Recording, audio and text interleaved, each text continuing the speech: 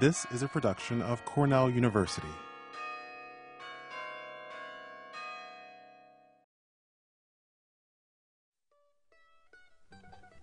Welcome to the podcast of Mann Library's Chats in the Stacks Book Talk series. In today's talk, originally presented at Mann Library on March 8, 2007, to coincide with International Women's Day, Policy Analysis and Management Professor Andrea Parrot and Nina Cummings from Gannett Health Services discuss their new book, Forsaken Females, The Global Brutalization of Women. In this talk, Professor Parrot and Ms. Cummings discuss the varied forms of violence experienced by women across the world.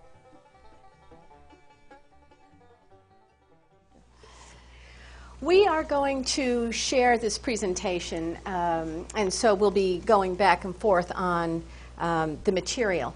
We are starting out today with a slide that just presents our title. This is what the book, kind of what the book looks like without the information on the bottom about the book talk. We decided to start this talk today talking a little bit about what International Women's Day is. And I should probably tell you, and you probably know, that there are a number of events happening on campus and in Ithaca and in New York State and around the country and around the world right now having to do with women's issues. So this gives you some information about what International Women's Day is, that corporations are involved in efforts and initiatives to improve the status of the lives of women. Companies, countries, states. So you'll see that there are initiatives throughout. Many of these initiatives are global. We're going to be actually talking about a number of these initiatives at the end of our talk having to do with improving the status of women relative to violence against women.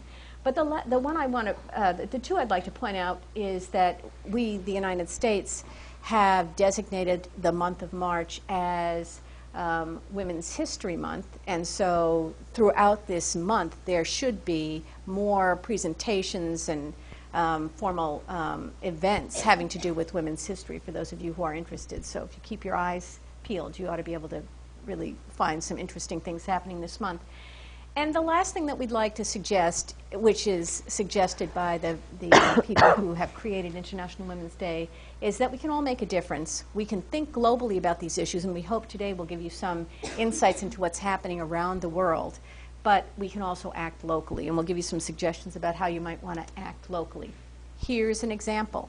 Just about 3 days ago, I was driving into work, listening to NPR, and on the radio, they're talking about this Dolce & Gabbana ad for their product, suggesting that the ad perhaps depicts a gang rape. There has been outcry, international outcry, against this ad. Spain has banned the ad from being shown in all of Spain. Dolce & Gabbana are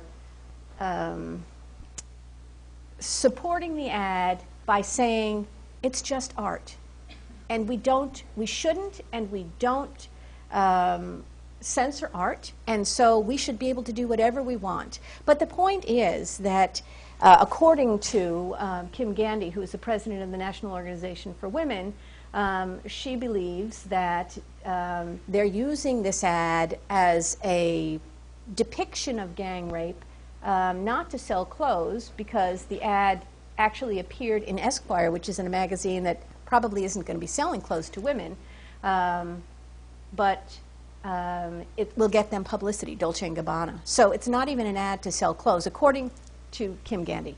So when I talk about think globally and act locally, one of the things that people can do is find events, find ads, find something that you think is objectionable or needs supporting, and you can do something about that specifically to change awareness within your community. I suppose you could boycott the product. I mean, there are all sorts of things you could do to act locally.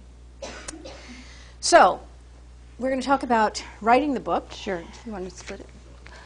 I'm going to apologize right up front. I seem to be losing my voice, so if I need to step away, Andrea can take over. But one of the things we were asked to talk about by way of introduction for the book was, why did we write this? Why pick this kind of topic?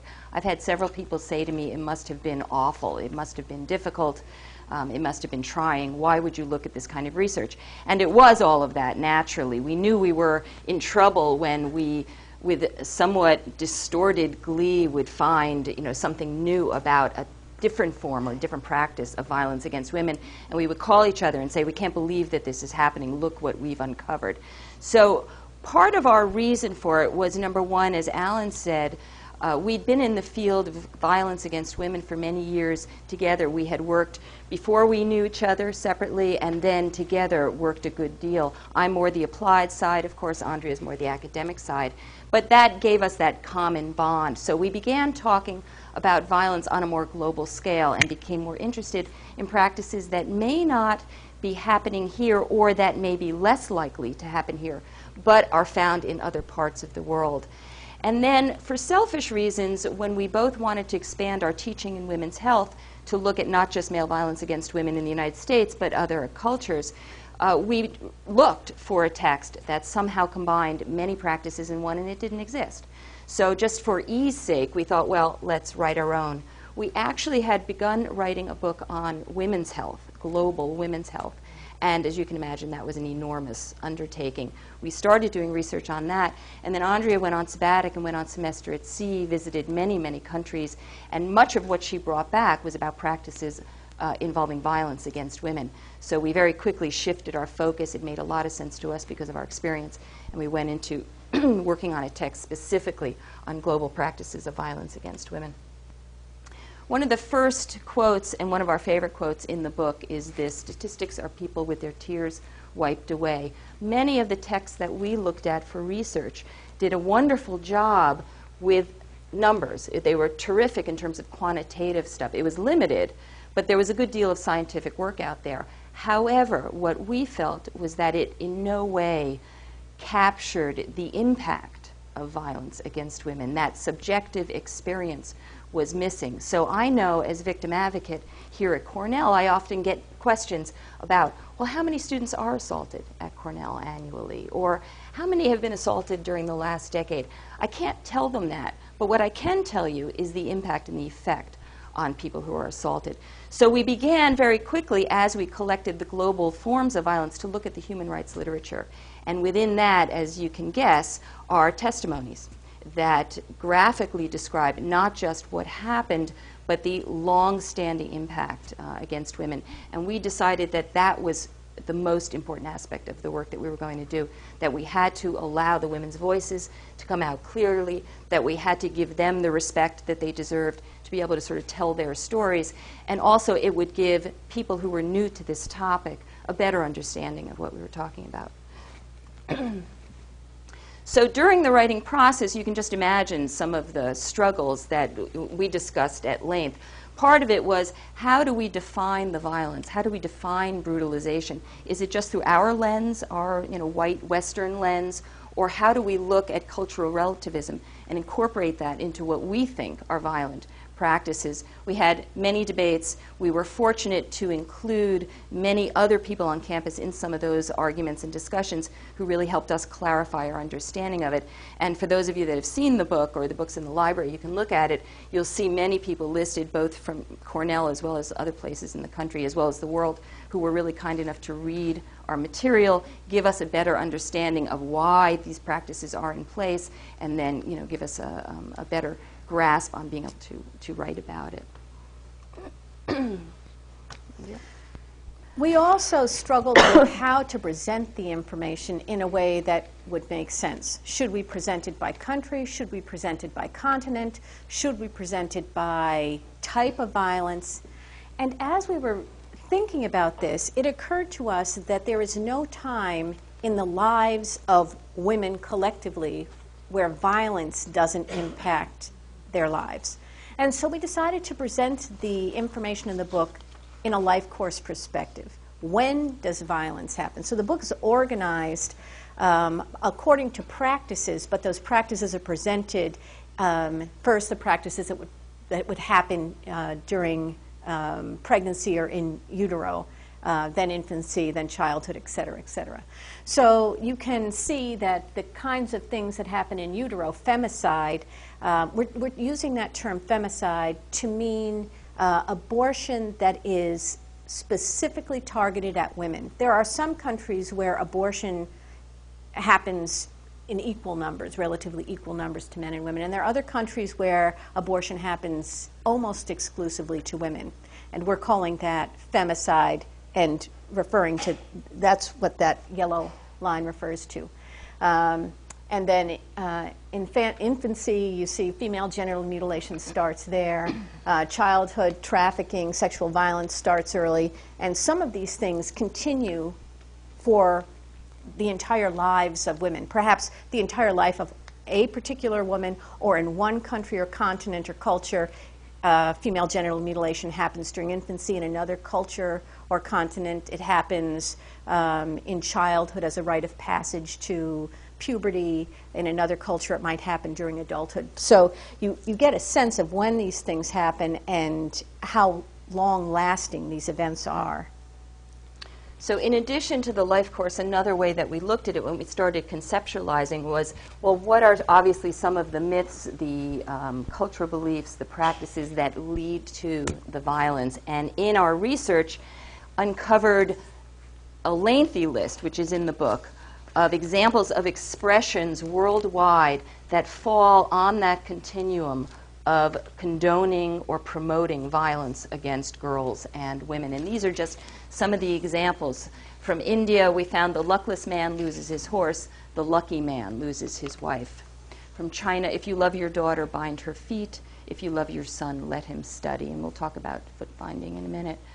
Argentina, a bad woman and a good woman both need the rod, et cetera, et cetera. So there's a lengthy list, but if you consider violence on a continuum with the more egregious forms on one end, and the less threatening, certainly less physical forms, but still contributing forms of violence, these expressions capture the environment that condones male violence against women. We also, in the conceptualization part, realize not just the life course of the individual woman, but the three complete areas where women are vulnerable to violence. The family being the immediate sense of women's safety and protection, often not being that for millions and millions of women worldwide. Actually, in our research, we found that women are probably worldwide more vulnerable within the family than any of the other two, that they are more likely to be abused, beaten, raped, sexually assaulted by the people closest to them. The family, the community where, again, these forms of violence occur, it's obvious, and then the state makes women very vulnerable. In the book, we talk about refugee women who are made vulnerable by their need to search for firewood. If they're in camps, they need to leave the camp to gather food, firewood, and then are ultimately assaulted, raped, etc. So there is literally, by this you can see, no place where women worldwide are safe from particular forms of violence. The scope of the problem, again, thinking about the quote, this only does very little to capture what the experiences of women are. But overall, it's understood that 1/3 of women worldwide are beaten, et cetera, which, of course, translates into millions.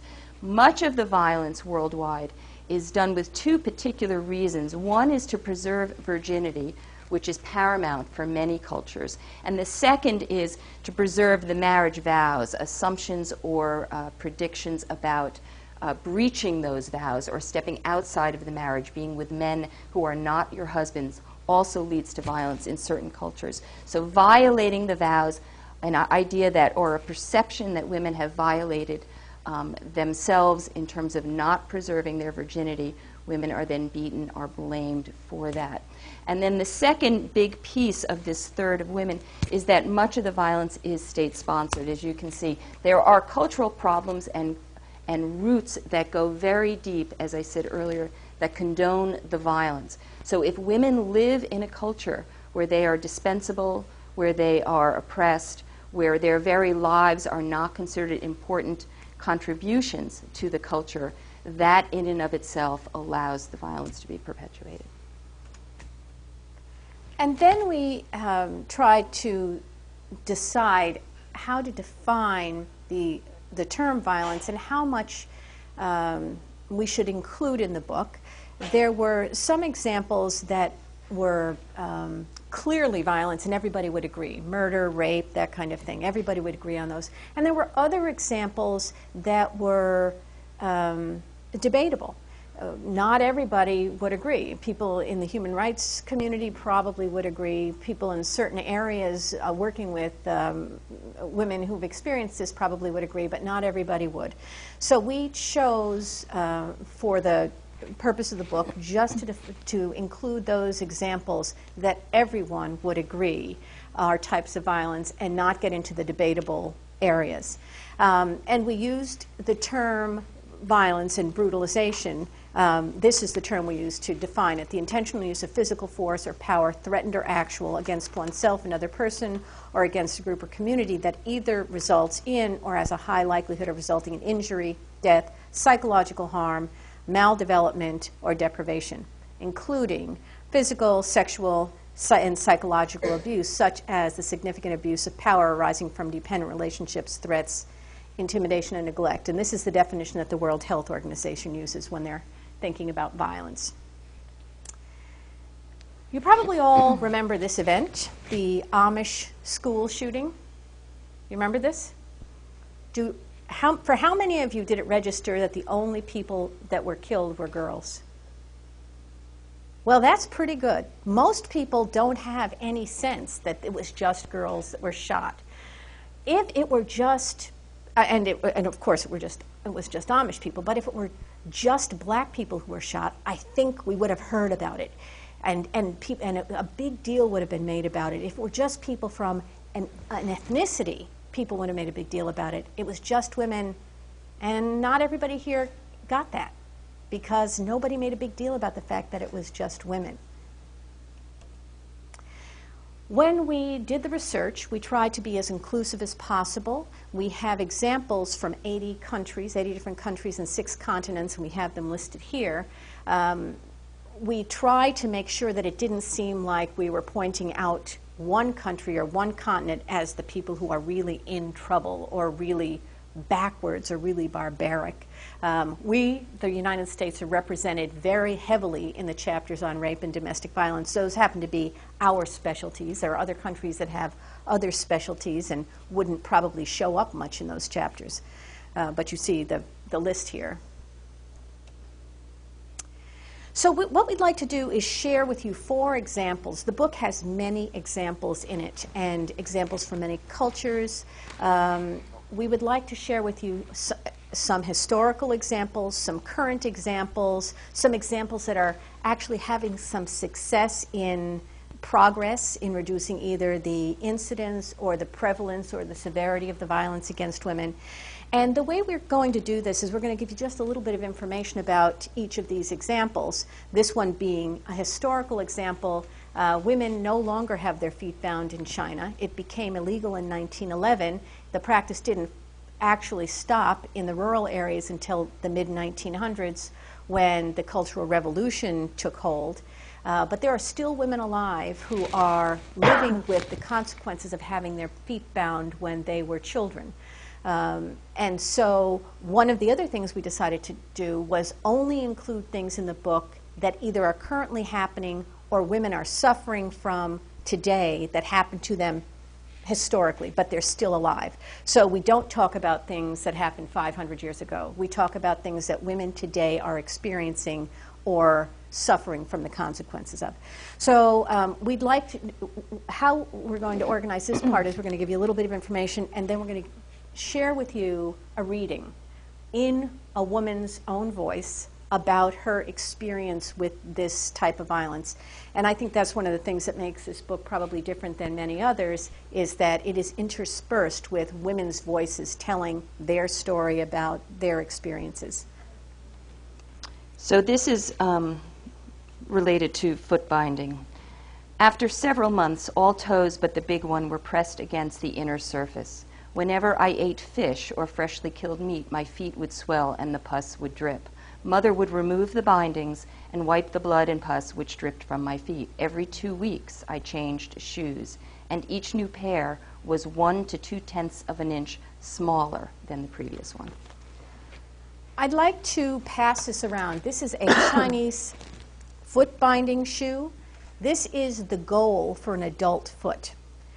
Now, before you look at this and say, how could that possibly be, you know, many American women are much bigger than many Asian women, so they might have started out with a smaller foot to begin with, but they started binding their feet when there were 3 or 4 or 5 or 6 and tried to keep their feet the size they were at that time, plus they changed the shape. So I'm going to pass this around just so you can really get a sense of how small this is. This is a foot. This is a heel. This is the big toe, and these are the other toes that are wrapped underneath. So you know how Nina was describing wrapping the toes? It's hard to imagine that that's a foot. And you know, we have other images as well, and there's some x-rays of women's feet in the book that of women who have had their feet bound. This was not a benign practice. You know, Nina read a section to you that had to do with infection. But this practice happened for 1,000 years and stopped roughly at the time when penicillin was created. And so antibiotics were not available to these women. Approximately 15% of women, girls, who had their feet bound died as a result of septicemia, blood poisoning as a result of the infection. So this was not a benign practice. This gives you some examples of some of the other shoes, and then the diagram on the bottom right is what a normal foot looks like transposed over the changed skeletal structure of a woman who's had her feet bound. So when you're looking at this shoe, it's not that the whole foot would fit in there, it's just the front part of the foot, this part of the foot is what fits in that shoe. We'd like to now talk about a practice that happened in Ireland up until 1996. The last Magdalene's Asylum or Magdalene's Laundry was closed in 1996. This was a religiously motivated practice. Some of these practices in the book, and the first one we talked about, were culturally motivated. Some are religiously motivated. Some are legally motivated, etc. So the motivation for this one is a religious motivation. It happened because Ireland is a primarily Catholic country, and sex outside of marriage and wedlock and childbirth outside of marriage was considered absolutely unacceptable. So these young women, if they were pregnant, or sometimes if they were deemed incorrigible, and so although they weren't yet pregnant, the Catholic priest or somebody in the community or their parents thought they might be on that path, could be sent to these asylums. And frequently these women spent their entire lives there. Their children would be taken away from them after they had bonded with them, nurtured them, nursed them, and after about 3 years the children would be taken away, sometimes earlier, and either put in an orphanage or given up for adoption. And then the women were supposed to, in order to get out, pay back all of their food and board. And they had no way to pay back their food and board, so they just stayed there and remained in these asylums working until, in many cases, until they died.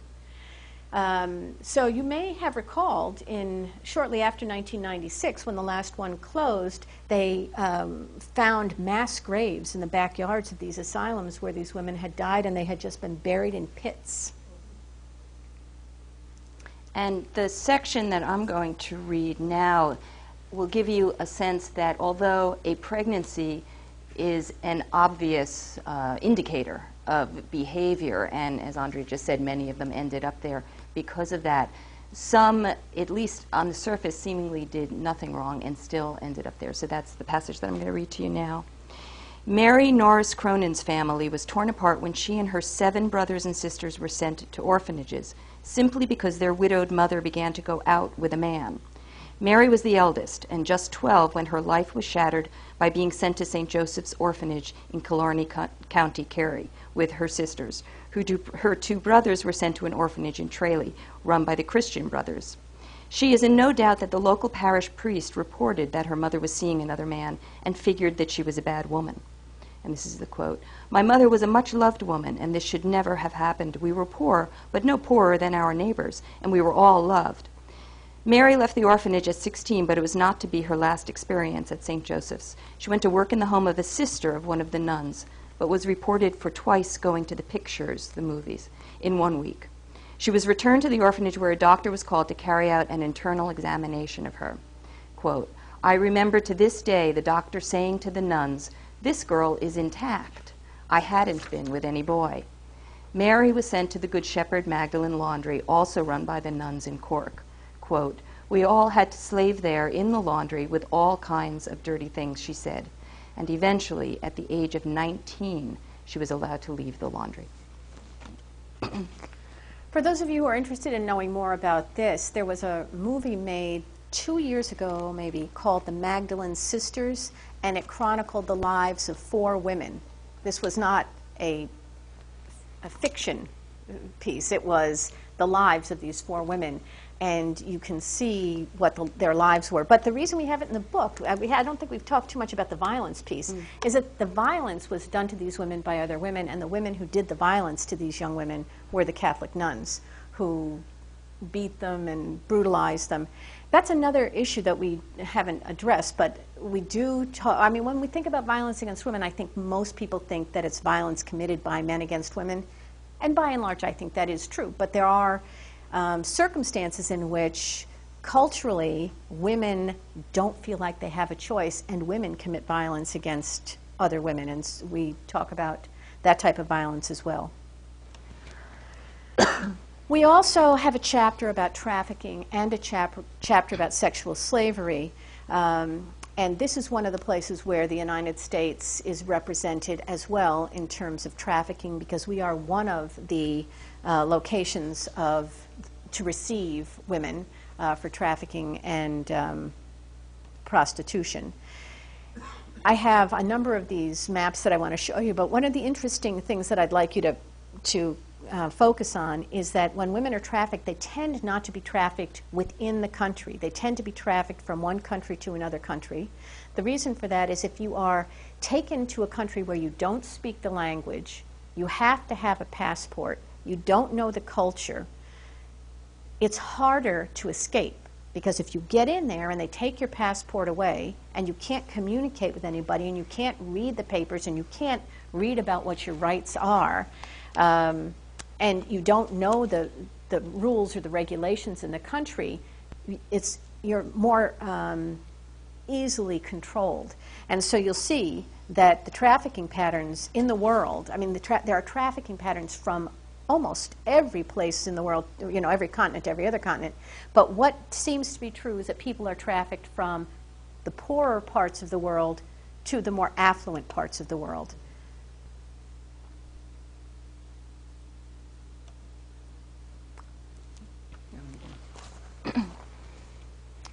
My story begins in May of 1997 in Veracruz, Mexico, when I was approached by an acquaintance about some jobs in the United States. She told me that there were jobs available in restaurants and that I would earn enough money to support my daughter and my parents in Mexico. I accepted the offer, and a coyote brought me to Texas. I was transported to Florida, and there one of the bosses told me I would be working in a brothel as a prostitute. I told him he was mistaken and that I was going to be working in a restaurant, not a brothel. He said I owed him a smuggling debt, and the sooner I paid it off, the sooner I could leave. I was 18 years old and had never been far from home. I had no money or no way to return. I was constantly guarded and abused. If any of the girls refused to be with a customer, we were beaten. If we adamantly refused, the bosses would show us a lesson by raping us brutally. We worked 6 days a week, 12 hours a day. Our bodies were sore and swollen. If anyone became pregnant, we were forced to have abortions. The cost of the abortion was added to the smuggling debt. I should mention that the passages we've chosen to read you are not the most brutal. I guess we figured that if you wanted to read brutal things, I mean, you can decide whether you want to read brutal things or not. We decided not to really expose you to the really gruesome things, but there are some much more challenging passages in the book. What we have here, we want to talk about sexual slavery as well. But one of the things that we've found in the process of doing our research is that there is sexual slavery, and then there's sexual slavery, and then there's sexual slavery. In other words, there are many different ways to describe this. And if you talk about sexual slavery in one country or in one context or in one culture, it's a very different experience than it is in another culture or context or country. The same thing is true with trafficking. And there's a lot of overlap between trafficking, for example, and sexual slavery, but not everybody who is trafficked for sex, and not everybody who's a sex slave was trafficked. I mean, some of them are sold by their families. There are other mechanisms or means by which people end up in these circumstances. Some people end up in sexual slavery because they are in an arranged marriage that was forced by their family. Sometimes people voluntarily enter into a marriage, and then it turns into a sexual slavery kind of circumstance where in this case, the woman has no say. Sometimes somebody goes to prison and becomes a sex slave, but not everybody in prison is forced to have sex. So you see how complicated this is, and when we say something like sex slavery or rape in war, for example, it might have different meanings depending on the way the person got into that particular circumstance. So when people come into sexual slavery, they come into sexual slavery in a number of different ways. They can be sold into sexual slavery by their parents or grandparents or guardians. That tends to happen most in places where people are very, very poor. And the choice is between selling one of our daughters or all of us starving. But if we sell our daughter, maybe that gives us enough money for the family to survive for a year on food, gives us enough money for food. What a horrible choice to have to make. But she's not tricked into slavery, she's not trafficked, she's sold by her parents. Or people are sometimes kidnapped or tricked by being promised a better job, lured by the promise of a better life as a mail-order bride, or sometimes they're born into slavery. And we'll give you an example of that, which is what we're looking at here. The Tricosi are sex slaves who are given over into sexual slavery. They're not even sold, but they're given by their families because they are the family's expected to give a virgin daughter, a virgin girl, to pay off the debt, well, it's not even actually debt, to pay off the crime that somebody in their family has committed. And sometimes if the crime was egregious enough, the Tricosi priests might say, this requires 30 years of payment. And so the family might give the first young woman at the age of 7 or 8, and then she doesn't survive. You know, she dies at the age of 20, and the family has to give another one and yet another one until that 30 years is paid off. So sometimes these young girls who are given into slavery as Tricosi sex slaves didn't even know the ancestor who committed the crime. The practice exists, you see, in parts of Africa. There, at this point, are an estimated 4,000 Tricosi still being held in sexual servitude. But this is one of the success stories we're going to talk about. 3,000 Tricosi have been removed from sex slavery, and we'll talk about that in a minute. This is a religious tradition. People who ascribe to this believe that if they don't give a member of a virgin girl, member of their family, to atone for the sins of the person who committed the crime, that something horrible will befall the entire family. So this is again an example of sacrificing one to save the rest.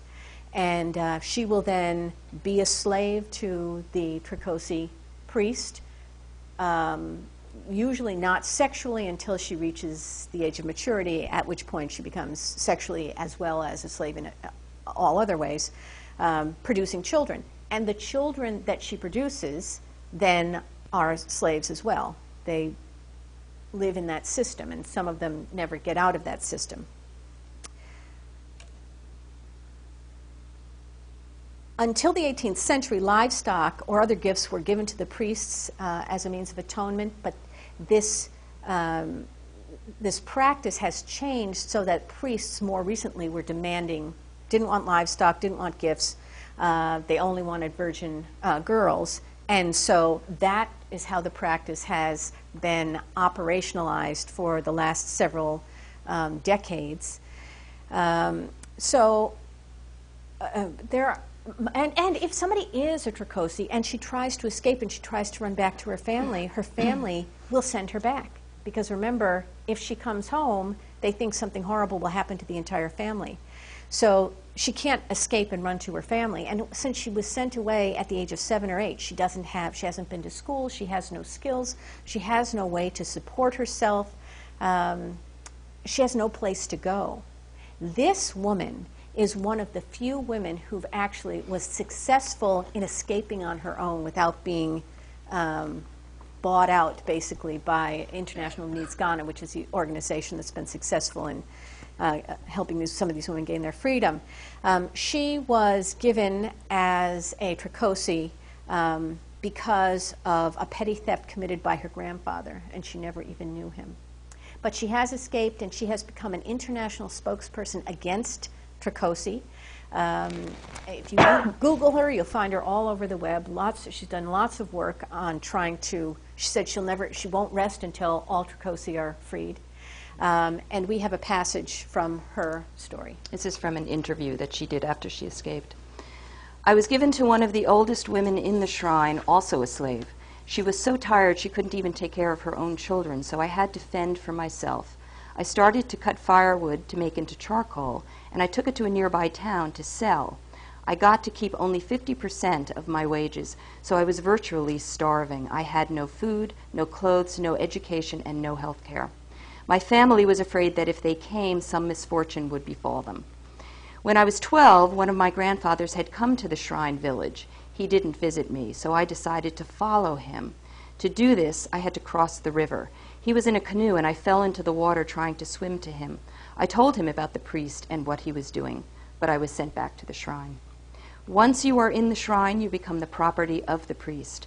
Every woman in the shrine is made to sleep with the priest.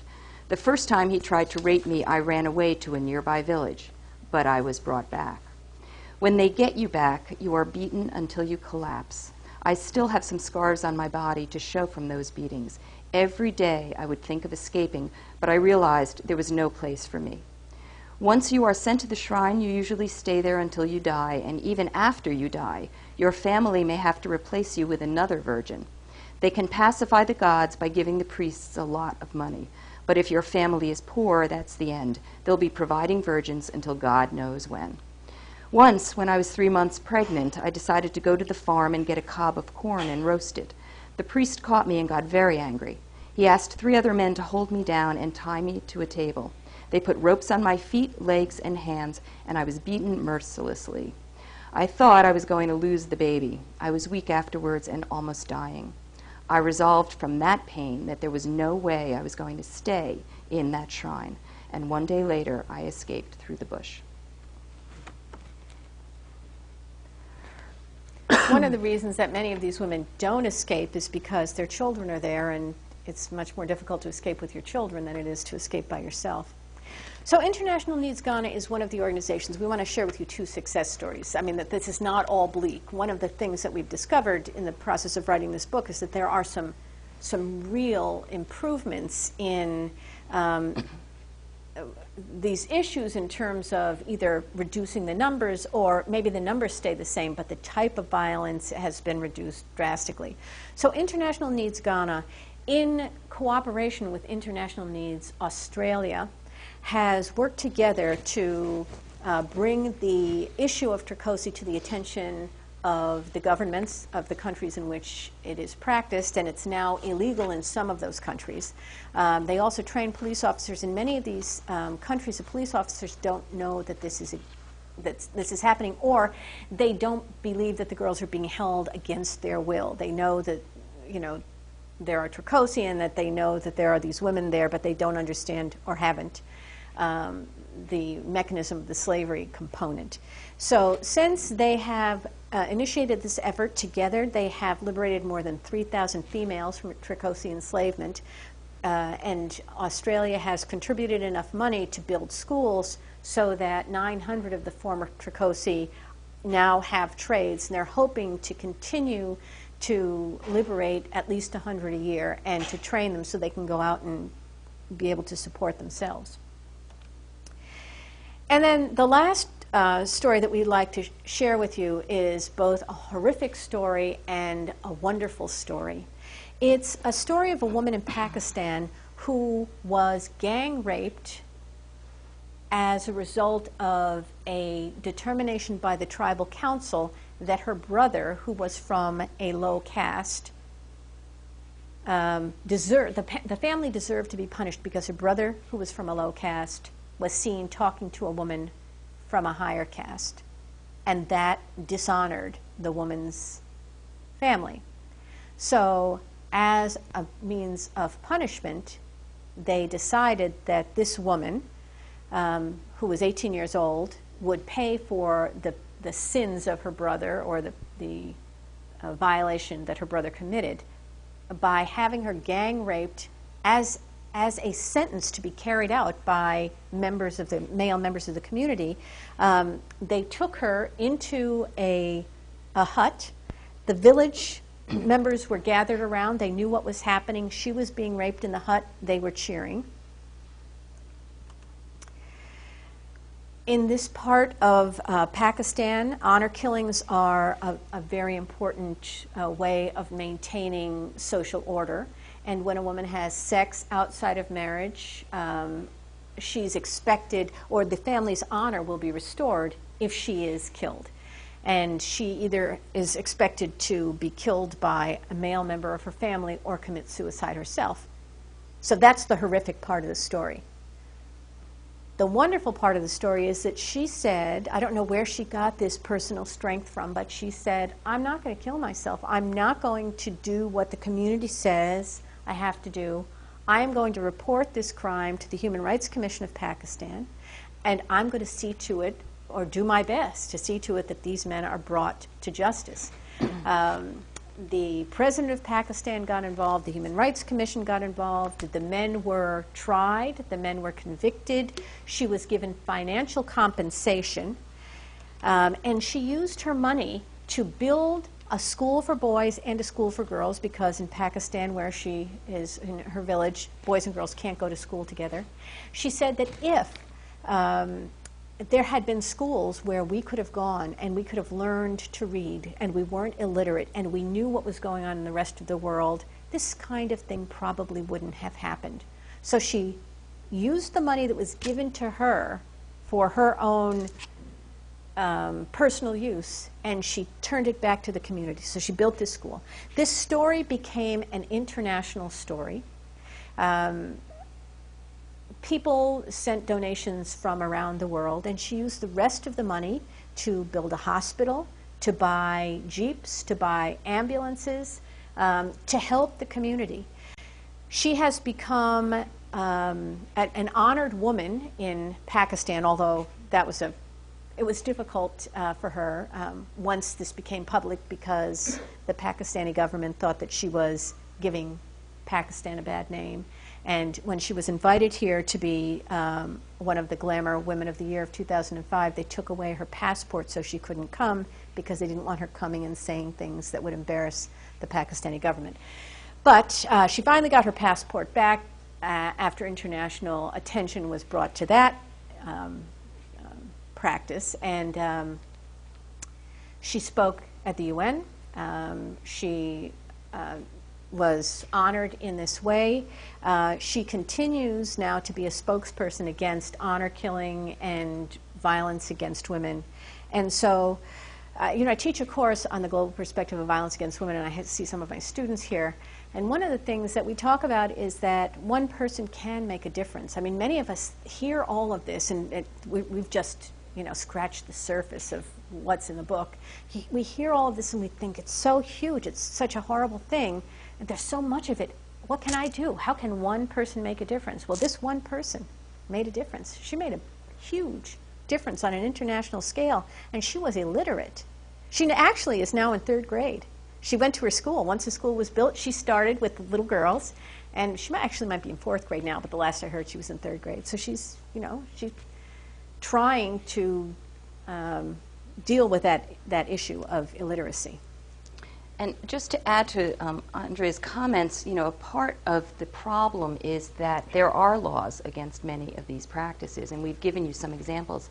That doesn't mean that they don't continue, because on a different level, on a cultural level, on a community level, there are many, like the council in Pakistan, that have their own laws that they implement. So until it comes to the attention of the national authorities, as it did in the Bibi case, nothing is being done about it. So we thought we would end with an important quote by Kofi Annan, because it means that we can't stop working. In other words, if you look at the laws, you may say, well, this is being taken care of. Certainly there are trafficking laws worldwide. However, the numbers of women being trafficked remain to sort of boggle the mind. So Mr. Annan said, violence against women is perhaps the most shameful human rights violation, and it is perhaps the most pervasive. It knows no boundaries or geography, culture, or wealth. As long as it continues, we cannot claim to be making real progress toward equality, development, and peace. Thank you. Questions? We're happy to take any questions. This has been a production of Cornell University. On the web at cornell.edu.